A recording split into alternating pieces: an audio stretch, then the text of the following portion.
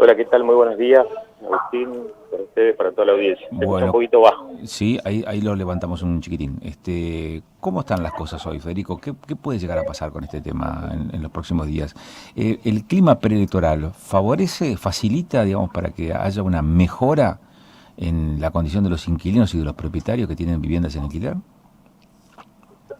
Mira, te escuché ahí medio bajito, pero entendí la pregunta. En realidad, creo que obviamente la coyuntura, primero económica, la situación grave que tenemos de crisis económica, afecta todos los ámbitos, lógicamente, lo salarial, el costo de vida, el tema de, Sí, pero obviamente, el tema de de los los alquileres se alquileres. vio fuertemente impactado también por la ley de alquileres. Y mira, después tenés una cuestión de la coyuntura electoral, obviamente que todos los espacios políticos están de alguna manera eh, previendo lo electoral, jugando un poco con los acuerdos. Eso un poco lo vimos nosotros en el Senado, que tuvimos la posibilidad hace 2 semanas atrás de exponer en el Senado, en la Comisión de Legislación General. Y bueno, y en realidad no resuelven nada, en definitiva. Es decir, lo de fondo no se está tocando.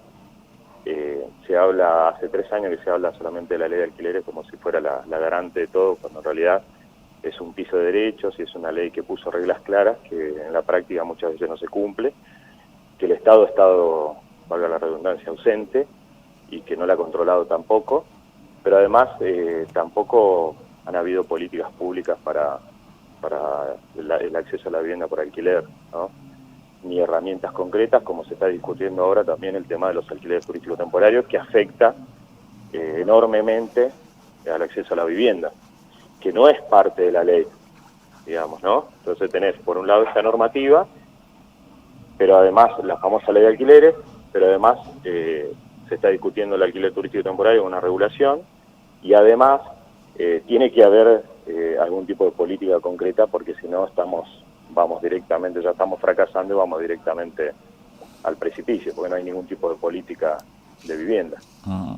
En esta semana, desde el Colegio de Martilleros avisaron ya que en octubre el aumento va a ser del 115%, con lo cual, digamos, la actualización, y esto genera preocupación, debate en todo el sector. Eh, Mientras tanto, ¿qué pasa? Y mientras tanto se va profundizando la crisis habitacional, porque en realidad hay una cuestión que siempre aclaramos nosotros. El precio del alquiler en Argentina está desregulado totalmente. Vos cuando vas a ingresar a un alquiler o cuando vas a renovar ese precio no hay criterio, no hay tope, no hay nada. Entonces ahí te piden cualquier barbaridad. Lógicamente pensando en la inflación, pensando en la rentabilidad. Entonces ahí tenés el primer punto, que es estructural. Y después de la última dictadura cívico-militar, que quedó desregulado el precio, también quedó la vivienda dolarizada, ¿no? A partir de ese plan económico, después se profundizó en los 90. Entonces, ahí ya tenés una cuestión estructural. Lo que hace la ley de alquileres solamente es regular mínimamente dentro del contrato justamente condiciones y el precio, que es el ajuste, el aumento dentro del contrato.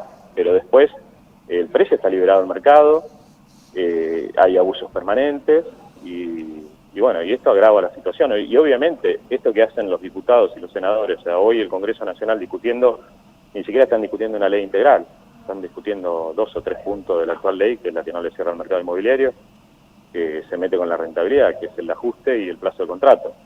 Entonces, y encima en esta coyuntura que en vez de tener una política activa y controlar que se cumpla la ley, se ponen a discutir estos 2 o 3 puntos, lo que genera cada vez más incertidumbre, pues lo que nos está pasando ahora es que si ya habían abusos, hay más abusos, porque ahora lo que te dicen las inmobiliarias es, mirá, se va a modificar la ley, así que no te voy a hacer un contrato por 3 años, mirá, está complicada la situación económica, entonces te voy a hacer una extensión que es totalmente ilegal de 1 año, mirá, no te voy a recibir esas garantías, necesito otras garantías, es decir, el abuso es permanente, ¿no? Y bueno, eso agrava cada vez más la situación. Una cosa tiene que ver con el precio inicial y cuando vas a renovar, y otra tiene que ver con el ajuste anual dentro del contrato, que es en base a un índice, que es en base a la inflación y el salario.